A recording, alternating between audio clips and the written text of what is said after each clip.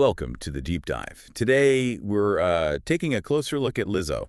She's an artist who's really captivated the world, not just with her amazing music, right? Right, but also with her, her very public and honestly deeply personal health journey. Exactly. There's been so much interest and, frankly, a lot of, speculation Yeah. about how she approaches her well-being. And for this deep dive, we've really zeroed in on a key source, an insightful women's health interview. That was from July 1st, 2025. Okay. And it details her specific approach to weight goals and maintenance. We've also pulled in other things she's shared. Right, like social media posts and other interviews. Exactly, going back to about 2023, so it gives a richer picture. So our mission today is to kind of cut through the noise.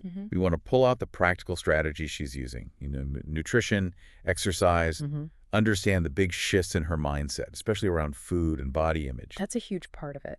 And track the timeline of this very public transformation. So by the end, you should have a really comprehensive, kind of nuanced understanding of her path. It's unique. Definitely. Right, let's get into it. Okay, so let's unpack this first part.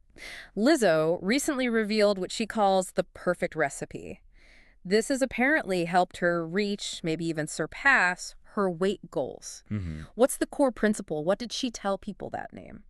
Women's health was the main idea. Well, she was very clear about it. She said the name of the game, her words, is mainly eating protein and vegetables. Protein and vegetables. That's really the foundation, the absolute base of her nutritional strategy. Okay, that sounds simple enough, in theory. But I gather she gets pretty specific with her actual meals. Oh, definitely. How does that protein and veggies idea actually look on her plate day to day? Can you walk us through a typical Lizzo eating day? Absolutely. So for morning, she's having 2 scrambled eggs, some chicken sausage, and get this, a cauliflower hash brown. Cauliflower hash brown, interesting. Okay, and lunch? For lunch, she usually goes for either a shredded chicken thigh salad or lettuce wraps. Those could have tuna or sliced chicken breasts. Nice options. Dinner? And then dinner is often turkey meatloaf, paired with mashed cauliflower, another cauliflower appearance, and green beans. Okay. But there's a really crucial detail with dinner. Oh, yeah. Yeah, she explicitly eats it before 5 p.m. Before 5. Why so early? It's because of her GERD. Ah, GERD, right. GERD. Gastroesophageal reflux disease. Exactly. What most people call acid reflux. So eating early gives your body more time to digest before bed, helps prevent that discomfort. Precisely. It's a very practical adjustment for her. Makes sense. What about between meals? Any snacks, drinks, coffee? Yeah, she does snack. She keeps herself satisfied with Greek yogurt, and she layers that with blueberries, blackberries, and just a touch of honey. That's good. And her coffee routine is pretty specific, too. Just 1 cup a day. Only one? Only one. But she adds vanilla protein into it, so it's giving her an extra boost. Okay. Protein coffee. Got it. Now, here's where I think it gets really interesting, especially with such a, structured plan. She also stressed balance. How does she fit indulging cravings into this? Right. This is key. She has this refreshingly realistic philosophy about it. Yeah. She states quite clearly that she won't stop herself from reaching for things like, say, chicken tenders or crab legs or even a donut if the craving really hits. Wow, okay. Yeah. So she doesn't forbid those things? Not at all. Her exact quote was, "I think that's what true health is." True health includes the donut sometimes. It seems so for her. It's about not completely depriving herself, it's more about building this relationship where those indulgences are allowed. They're part of a bigger, generally healthy pattern. That's a really powerful statement, I think. Especially today when, certain foods get so demonized. Yeah. And it leads us perfectly into the next big piece, how her actual relationship with food has changed. Lizzo talked about moving away from what she called food noise.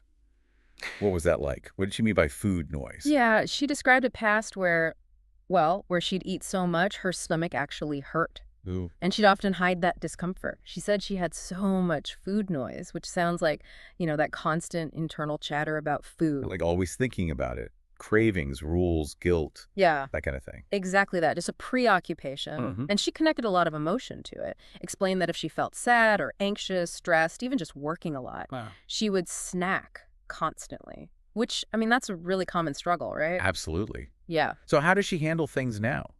Did she give an example? She did, a really vivid one, actually, with bark thins. You know those chocolate snacks? Oh, yeah, the thin chocolate bark things. Those.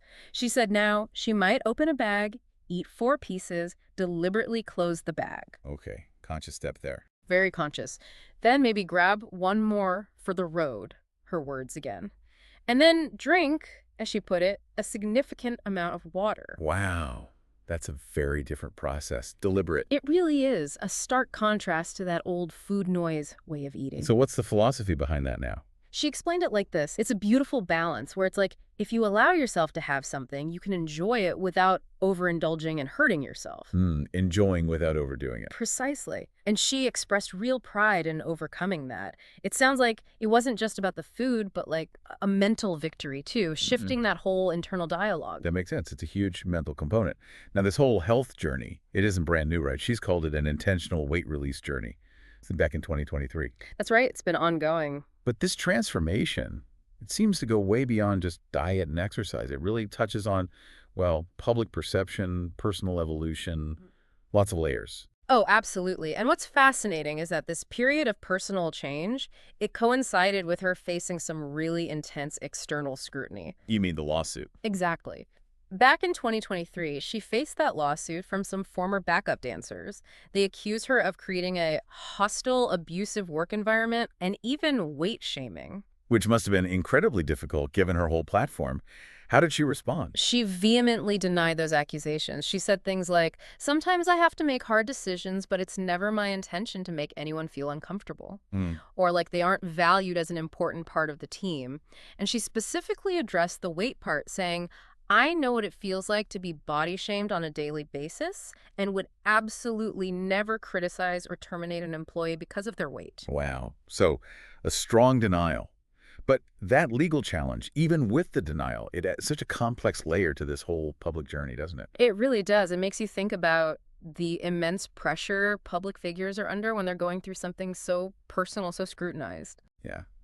And speaking of scrutiny, who could forget the whole Ozempic thing? The allegations she faced in September 2024. Oh, yeah, that blew up for a bit. Her response was just classic Lizzo, though. Yeah. So witty, right to the point.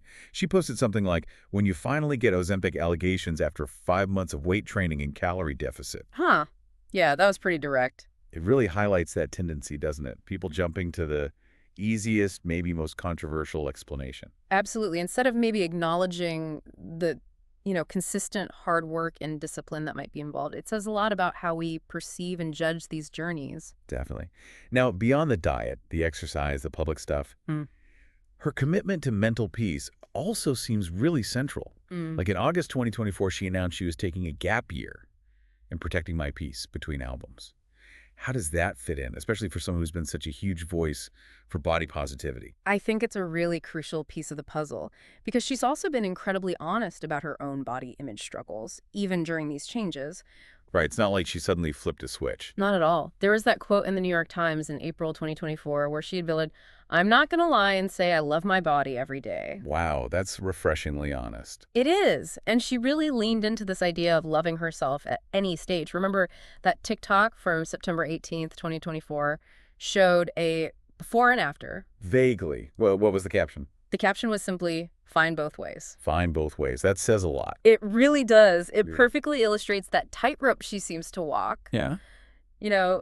Advocating for radical self-love while also being open about pursuing weight goals. That's such a nuanced point. That self-acceptance and wanting to change aren't necessarily opposites. It often gets lost in the headlines, I think. I agree. And she showed another moment of real vulnerability, didn't she? September 30th, 2024, on TikTok again. Something about overeating. Yes, she shared feeling bad after overeating, but then she immediately kind of coached herself through it, reminded herself her body and brain deserved comfort. What's the takeaway there for us, you think? It's such a powerful message about self-compassion, isn't it? And resilience. Like, okay, setbacks happen, you might slip up. But the key is how you talk to yourself after. Don't beat yourself up. Exactly. And she also shared how her workout philosophy evolved. This was in an October 2024 TikTok. Okay, what was that?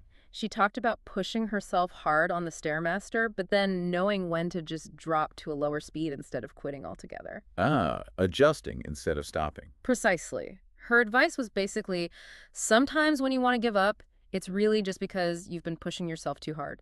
Don't give up, just take it easier on yourself. That's a great lesson in just sustainable effort. Adapt, don't abandon. Totally. It's about finding that sustainable pace. And it seems that consistent, adaptable effort really did pay off for her. It certainly seems so. On January 25th, 2025, she made that big announcement on Instagram. The goal weight one. Yeah, that she'd reached her weight release goal. She said something like, I haven't seen this number since 2014. Let this be a reminder you can do anything you put your mind to. Time for new goals. Wow, since 2014, that's significant. It is. And then she made those really confident, very visible appearances shortly after at the Vanity Fair Oscar party in March 2025. Yeah. And on Saturday Night Live in April, really showcasing her progress and just her continued journey. Okay, so let's try and summarize this deep dive then. Lizzo's journey, it's clearly not just about the food she eats or, how many minutes on the Stairmaster. Not at all. It feels like a much more holistic thing. It involves these huge mental shifts, a lot of self-compassion, consistent but adaptable effort. Adaptability is key. And navigating some really intense public scrutiny along the way. Absolutely. And if we connect this to the bigger picture, her story really underlines how important a personalized approach to health is. Personalized, yeah. It has to acknowledge both the physical stuff and the emotional well-being. And it highlights that need to adapt your strategies as you learn more about yourself, about what works for you. Right. It's definitely not a one-size-fits-all kind of prescription she's offering. No way. It's her path.